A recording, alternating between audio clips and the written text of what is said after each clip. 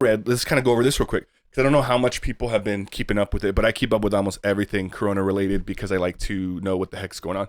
Sure. And I'm not an expert by any means, but I pay attention to all the presidential briefings, all the scientists that are coming out with information on it.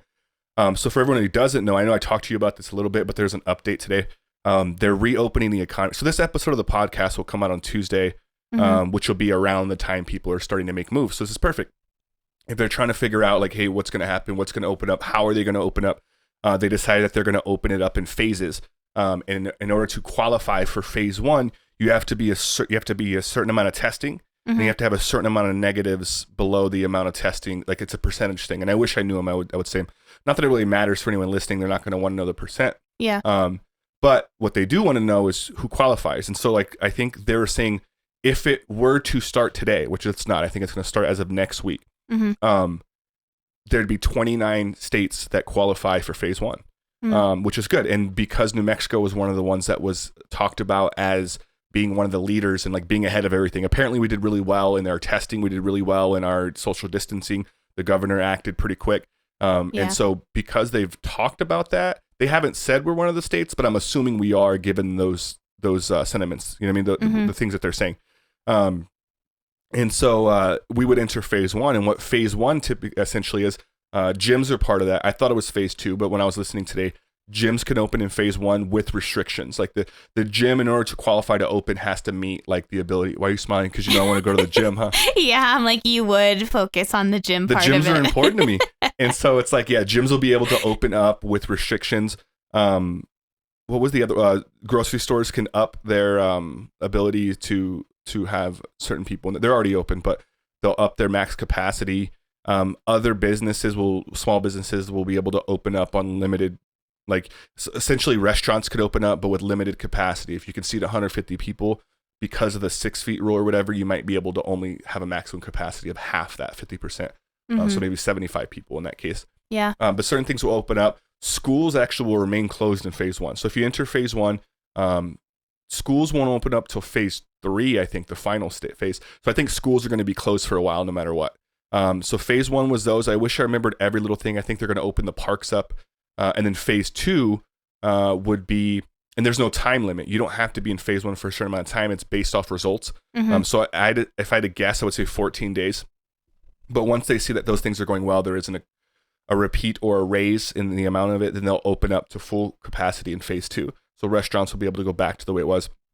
And then phase three was normalities, which is, they called it the new normal. So once your state goes into phase three, you'll be able to go kind of back to the way it was. But they're referring to it as the new normal because they're saying that you won't be able to you should still watch what you're doing. You shouldn't be sharing drinks with people. You shouldn't be hugging people that you don't know. They want you to even be careful shaking hands. I mean, I don't think everyone's going to listen to that, but they want, when they call it the new normal, they're saying like, we can get back to the way it used to be, but let's all be healthier, cleaner, and more responsible with the things that we're doing.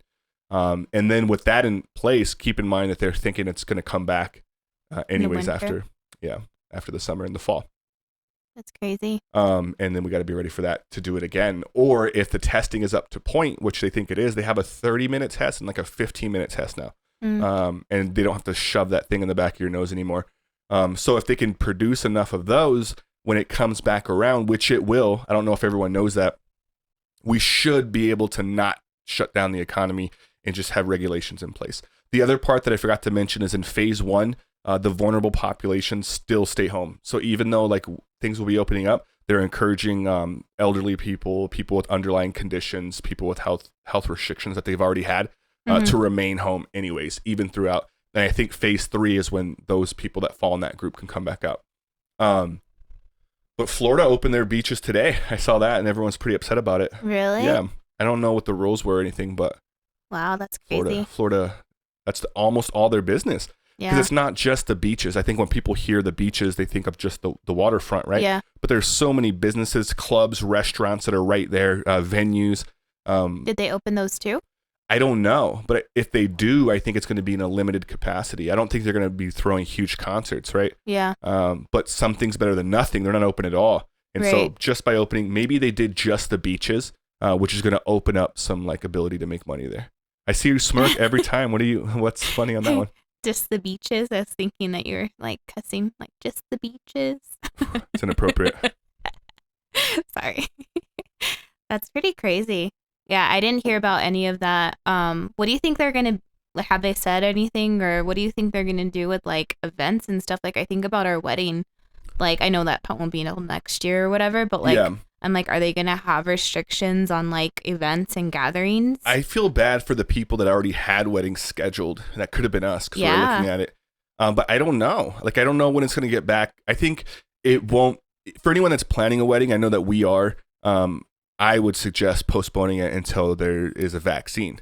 Because, like, you don't want to feel like, you know what I mean? Like, you can't, like, invite certain people, or even the people that you do invite because you love them. Like, you don't have to say anyone, but can you think of someone that you love and want there, but you're like, damn, that person doesn't always practice the best hand washing, or they don't seem like they give a shit right now about the things going on. So why would they care then? And so it's like, I wouldn't want me or anyone else in this world that's planning to do something like that to be in a predicament where you have to uninvite or exclude someone because you're scared they won't take some of these things seriously. Or the other one, which is let them come and then just, it's your wedding. It shouldn't be that way where you're just freaking out about how serious this person's taking it. Yeah, for sure. But I don't know. What do you think? I think ideally for us, like, since we're planning like late summer, early fall, hopefully by then there's a vaccine. That would make me feel better. There won't be. Next year? Oh, next year. Yeah. Oh, possibly. They think it might be a year and a half to 2 years. I saw one thing they were saying 2022. That was one of their predictions. But it changes so much. This isn't for sure, right? Yeah. But there might be treatments, maybe not a vaccine or a cure, but maybe they'll come up with something where like this combats it. The other thing is you develop antibodies. So they want to start testing people that may not be sick, but maybe they've had it because they can do an antibody test. So there's 3 different types of tests. You can test to see so if they test me for the coronavirus right now, I can come up negative. I don't have it, but maybe I have had it. So then you need to do an antibody test. If I have antibodies to the virus, that means I did have it. I never knew it and I got over it. So now I'm immune. They think, they haven't said for sure. If you've had it and never had any symptoms, you might be immune to it right now. And those people should for sure get back to work and be in the community because they're not going to transmit it and they're also not going to get it themselves. At least this strain. That doesn't mean when it comes back around is a new strain, right? Which what happens with the flu. You could have that one, in which case you wouldn't be immune to the new one that happens in this fall. I see and so, which means they would keep needing to figure out treatments, right? But as far as this season of it, if you have those antibodies, then that means that you're good. It might be weird. Can you imagine getting tested and they're like, you have antibodies? Like, damn, that means I had it and got over it. Yeah. But in a weird way, that's also a good thing because that means that your body fought it. And you could feel safer going out and hanging out with people, Yeah. knowing that you're not a carrier of it and you're also not going to get it if someone has it. How do you think they find out if you're a carrier, though? Like, what's the difference from having an antibody of it or being a carrier? Carrier means it's actively in your system and you have coronavirus. So but you don't have symptoms. Well, some people don't. Some people will. The people that will are the ones that are getting tested positive, right? Because they're going in for the test. But yeah, if you get tested positive and you don't have any symptoms, that means you should still quarantine because you haven't gotten rid of it. Once you get rid of it, your body produces antibodies, and it's saying once you fought it off, your body's saying this is how we fought it off. These are the chemicals. These are the whatever is in your body that helped do that. And so it produces those. They think that they might be able to. That's why they want to do the testing, because if let's say I came up positive for antibodies, meaning I had it and I got over it, they might want to take some of my antibodies to help make a cure, right? So, or at least do testing with it. Yeah. And so that's another thing too, that when testing becomes more available, everyone should get tested, because even if you don't have it, you could help scientists come up with a cure for it. That's really cool. Which would be cool. But that would be the difference. If you have antibodies, that just means that you've already fought it. And if you actively have it, you haven't fought it yet. So you still could get sick. Yeah. Maybe you don't have any symptoms, but you should still stay home and you should still self-quarantine. I think it's that 14-day window for your body to fight it off usually, in which case you probably will have antibodies at that point.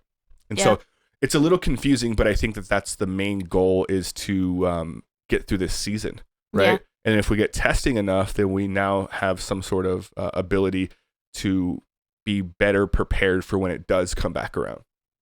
And it's like for sure going to come back around, or they just think it's going to come back around? I think everything in history shows that it will. Nobody knows for sure because this is new, right? Yeah. And that's why they call it the novel coronavirus. If you keep hearing that, it means it's the first time it's happened, right? Like the flu, there's a novel flu, right? Like when we had SARS, which was a coronavirus. I think that was back in 2008. the SARS virus was a coronavirus, the type of virus. COVID-19 is what we're experiencing now. It's a different type of coronavirus. It's a novel virus, meaning that it's had never existed before. So we don't really have a lot of stuff for it, you know? Yeah. But we're learning. That's what's going on right now. And it happens to be a super deadly one because of the fact that you can have it and not know it.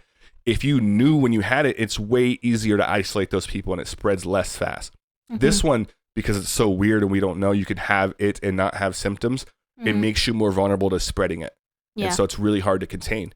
But so that's pretty much what it is they don't know enough about it, but everything in history based off other viruses shows that they tend to not function well in the summer. Thank God New Mexico we get summers faster than other people, other places, and it will get hotter here. And so we're more likely to stay healthier throughout the summer. But when we do get into the fall, maybe we won't get hit fast like ever, because our temperatures won't drop as fast as some of the other states will, right? Yeah.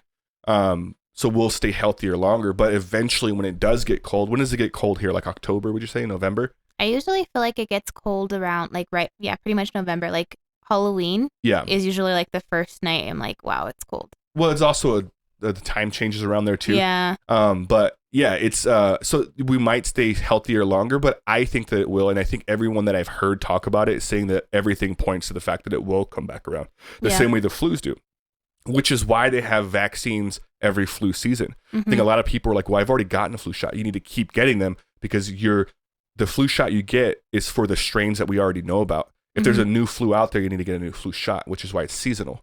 And whenever there is a cure for this corona thing, it will be through a flu shot that we take it to prevent the new strains. And so that's based off what I know. Again, I'm not an expert. People should look this up and not just take my word for it, but that's what it seems like. Yeah. And I'm someone who never gets vaccinated, and all this research I'm looking at, and my friend Ricky's mom, she's the one who really kind of made me understand it a little bit better. And she was really nice about it. I think when people say that you don't, or if you admit, hey, I don't get a flu shot, they get mad at you, right? Yeah. They're like, what? Like, you don't care about your friends and like all this stuff. And she wasn't like that at all. She was super nice, and she was explaining it to me. And she was like, oh, getting a flu shot, you're really helping out the people around you. And she's the one who explained to me it's for the previous strains. You know what I mean? Yeah. And so you're really, even if you never get it, you could be a carrier, whatever it is, you really should get a flu shot to protect the people around you too that are vulnerable for it. And so I appreciate that she broke it down that way. And I'm more understanding of it now than I used to be. Yeah. I'm still don't know how I feel, so I don't want to pretend that I'm like completely okay with it. But I think I know enough to keep looking at the information and just to see what I learn, kind of thing. Yeah. I've never been like such a fan of the flu shot either. I think I got it one time, and it was only because like I was at work and they were offering offering donuts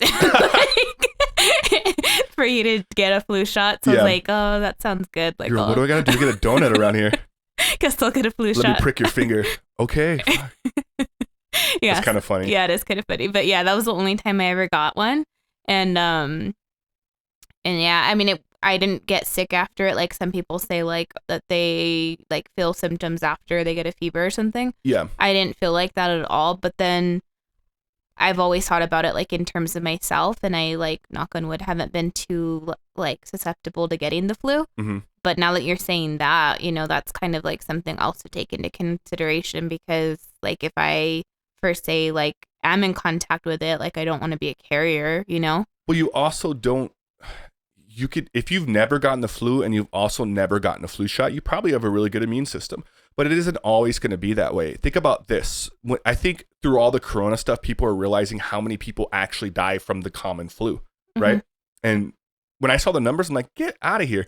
And because we don't know, because the world's so big, right? And so like it's a smaller percentage on a massive scale, but it only takes one time. Like those people that die from the flu, they probably have not even gotten sick from previous flus. And so it's easy to fall into this pattern of like, well, I've never had the flu, and I've also never had a flu shot, so I must not need it. That's my mentality, right? And so I'm starting to learn that that's not the way it works. And I don't know if I want to be the one time I get it and it's super bad and I'm dying. You know what I mean? Like, if it's something we know about, maybe there is a cure and they can give it to me and I will be fine. But if it's something like this, all the people that are passing away from coronavirus, none of them thought they would ever get it. None of them knew what it was. And there is no like shot. I'm sure some of them, or where there's no cure, they would have taken it. But you do get some people out there that probably wouldn't still. They're like, no, I'll get over it, and they would die. Yeah. But hey guys, if you enjoyed that clip, click on this link right over here to subscribe to this clip's channel. Or if you want to view the entire conversation, go ahead and click on this link over here to view the entire podcast. Catch you on the next one, guys.